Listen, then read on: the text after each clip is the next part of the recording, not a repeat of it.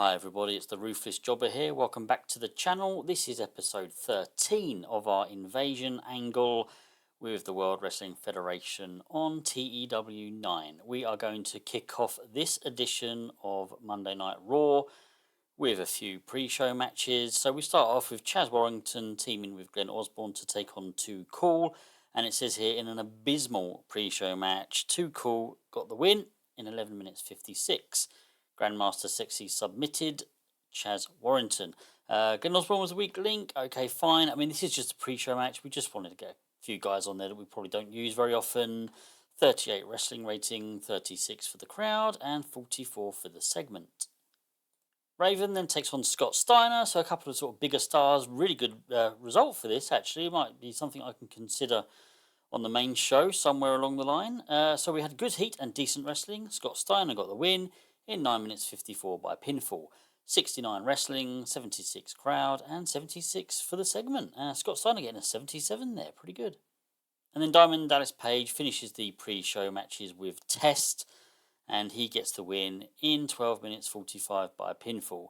59 wrestling, 67 crowd, 65 for the segment. Let's head into the main broadcast of Raw then. We kick off with a promo from Kane. He's sort of cutting a promo on Sting, but he's also reminiscing about his brother, The Undertaker, who fell in a Buried Alive match against Steve Austin at the hands of WCW, though, and Sting. And Kane's got The Undertaker's bike there, and so we're kind of looking at The Undertaker's kind of badass gimmick, which we're going to be getting rid of. It's kind of no secret that the reason I buried The Undertaker was to bring him back as the dead man. So at the moment, he's kind of there, and The Undertaker's bike is outside the ring. And then Sting comes along and attacks Kane, and then he steals the bike. So he takes that bike up the ramp. Kind of the end of that promo. Yeah, just wanted to get that across. Sting and I take it WCW are now in possession of The Undertaker's bike, much to the distress of Kane. 64 for the opening segment then. Could have been a bit better, but okay. Yeah, we got what we got. Tag team action to kick us off in ring then. We had the Brooklyn Brawler team with K-Quick to take on Right to Censor. Just a token tag team match. Pretty poor here though. Embarrassing wrestling along with little heat. Right to Censor got the win in 9 minutes 43. The Godfather forced Brooklyn Brawler to submit. So yeah, 38 wrestling, that's bad. 38 crowd. Kind of expected that with the crowd. Maybe would have hoped for better with the wrestling, but there we go. 47 overall, yeah, not a great start at all. Mick Foley's in the ring, and he is cutting a promo on Diamond Dallas Page, and he's calling upon the World Wrestling Federation CEO, Vince McMahon, to do something about this invasion of WCW. And Foley kind of mentions, Kane and Sting. Look what Sting's just done to Kane. He's stolen the Undertaker's bike. Vince, you've got to do something about this. This is your company. McMahon comes out and he says, look, I'm working on it. There's a few things, there's a few issues that were tied up with contracts. I employed Ric Flair to bring in new recruits, and that's exactly what he's done. There's not an awful lot I can do about it. So far, I have managed to keep the majority of them away from in-ring action, but I don't know if I can hold on to that much longer, but I'm working on it. I'm trying to do the best I can. So this is a rating of 72, just to kind of advance a couple of storylines, and yeah, hoping that we'll get a decent score here with Mick Foley on the mic, along with Vince McMahon coming out as well and using the mic. But yeah, 72 is pretty decent. Can't say that for the matches so far though, can we? This is really bad. I thought Eddie and X-Pac would really get something here. I mean, we've got here unprofessionalism from X-Pac, completely phoned in his performance. That probably had a big impact, and the fact that they didn't click either and it was an awkward bout. Wow. And what did we get here? The match went too long, given its aim. So what? Oh, high spots. How long did? Maybe I did have it go on for a bit too long. Okay, well, you live and learn. Pure mistake, actually. I should have known that. But we had a decent reaction from the crowd.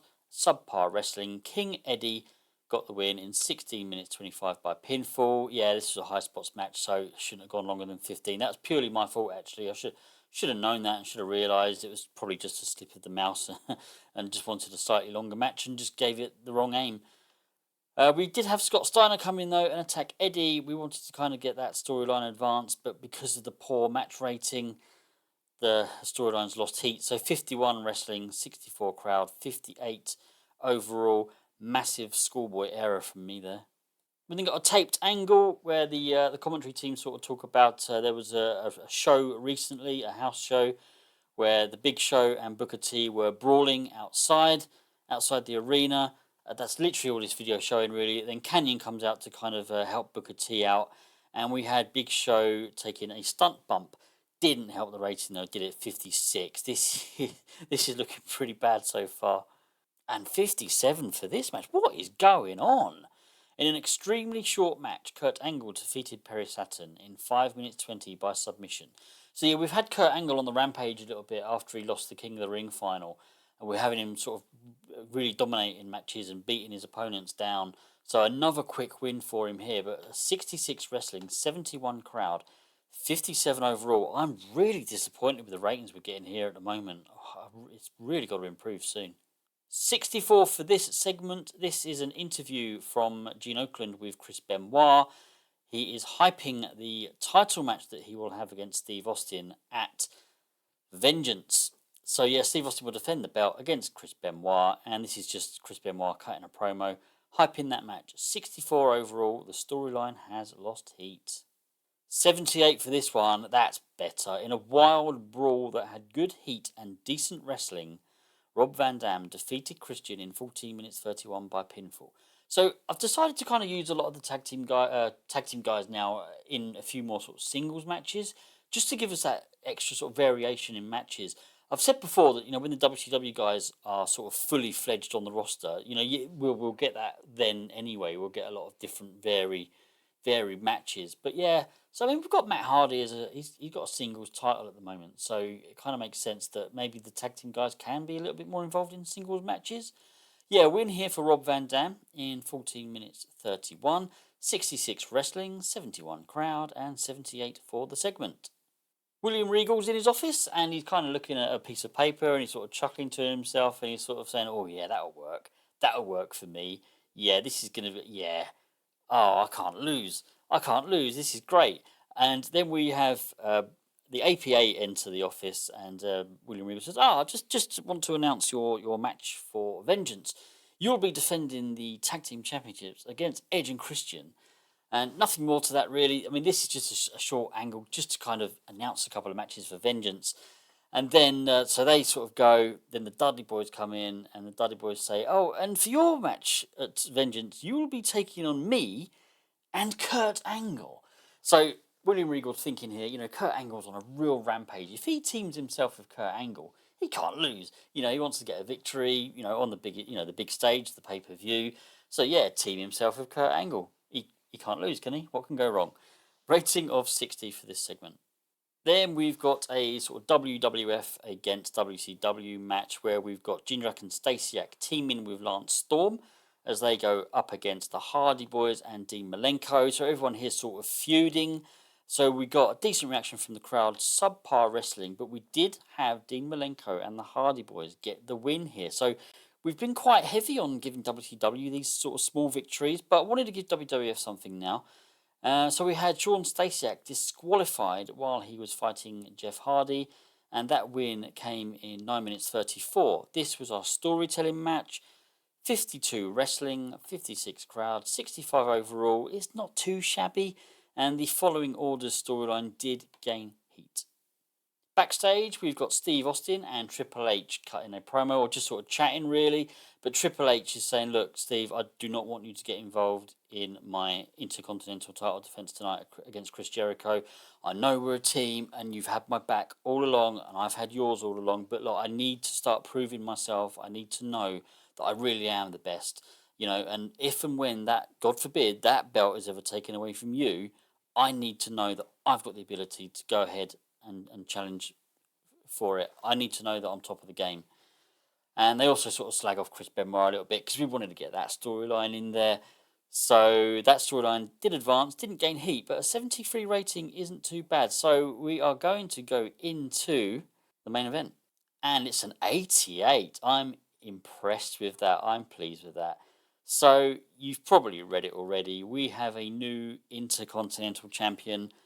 How many of you guessed I was going to do this? So we had fantastic heat and great wrestling. Chris Jericho defeated Triple H in 15 minutes 27 by pinfall after distraction from Raven. So Raven has sort of come down and he said, "Look, it should be me getting this shot. It should be me. I know I'm facing you at Vengeance, Hunter, but if Jericho wins, then I'm not going to get that shot at that belt." So in doing that, he's actually helped Chris Jericho get the win. He's dumbed himself out of the Intercontinental title. So we had this one as a Steal the Show match, and yeah, we got a new Intercontinental Champion. I just wanted to take one of the belts away from Triple H or Steve Austin, and it made sense to be the Intercontinental at the moment. I kind of just like the idea of having a heel and a face as our sort of two main singles champions. So we've still got Steve Austin as the heavyweight champion, being our heel, and we've got a face Intercontinental champion now. So 82 wrestling rating, 87 crowd, and an 88 overall. Hopefully that's really helped this this show. It could have saved this show. Both guys here getting 81 and 82, Triple H and Chris Jericho. Yeah, really pleased with this one. And then post-match, Triple H cuts a promo on Raven. Obviously, he's annoyed at Raven now. It's your fault I've lost this belt. He says, if one good thing can come out of this, it's that your sorry ass won't get hold of the Intercontinental title at Vengeance.